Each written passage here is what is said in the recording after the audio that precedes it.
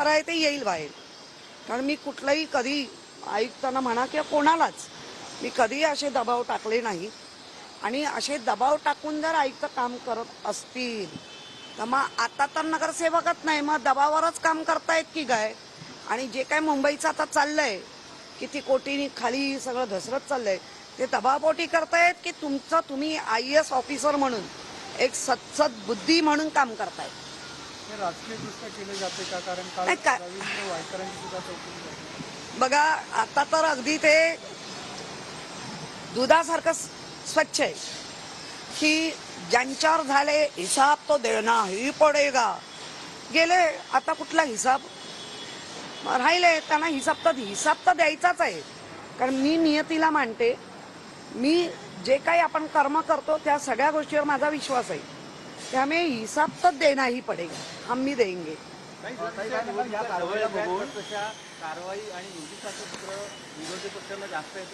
आता महाराष्ट्रात नव्हे देशातच सगळं चाललंय, बघताय काय उलथापालथ चालली आहे. त्यामुळे या गोष्टीला ज्याला आपण सतत सगळेच म्हणतायत म्हणजे सत्तेतले पण म्हणतात आणि विरोधातली सत्यमेव जयते संविधान, तर सगळे संविधानावरच चालले. माझाही परमपूज्य डॉक्टर बाबासाहेब आंबेडकरांनी दिलेल्या संविधानामधल्या आम्हाला महिलांना दिलेल्या अधिकारामुळे, बाकी हे 35%, 33%, 50% ते शरद पवारांनी मदत केली आणि आलं वगैरे हे बरोबर आहे. पण बाबासाहेबांमुळे छत्रपती शाहू महाराज ज्यांनी आम्हाला शिकायसाठी संधी दिली, आम्ही त्यांच्या ऋणी आहोतच. आणि त्याच दायरेत राहून आपण उत्तरं नक्की देणार आणि ती द्यावीच लागेल. कारण शेवटी यंत्रणा आहे, तिला केंद्रातली यंत्रणा आहे, राज्यातल्या यंत्रणाला मदत करावी.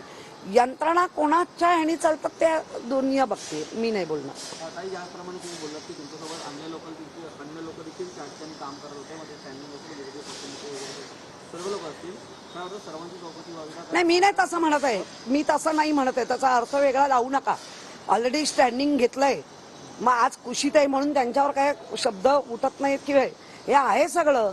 महापौरांना काय अधिकार असतात, महापौरांचे प्रशासकीय काय अधिकार आहेत. अरे असा जर ऐकताना तुमच्या माध्यमातून मी ऐकते की ऐकताना दबाव टाकला तर एकच कामाला कसा दबाव येईल आणि आला तर मग आता आयुक्त दबावापोटीच काम करतायत का, याची पण उत्तरं दिली पाहिजे. अनेक जे टेंडरचे आता देखील ज्या ठिकाणी रस्त्यांची कामं असतील किंवा अन्य कामं असतील ते अर्धवट राहून सुद्धा अजून देखील महापालिका. बरं आहे, तुमच्या माध्यमातून लोकांना जाणकारी होते.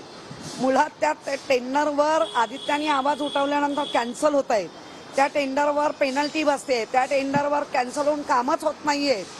90,000 कोटीच्या पेक्षा 200 कोटींची वर्क ऑर्डर दिली आहे. 90,000 आपल्याकडे जमा आहेत, 200 कोटीची वर्क ऑर्डर आहे. हे कसा मेळ घालणार आहे आकड्यांचा मला नाही माहिती.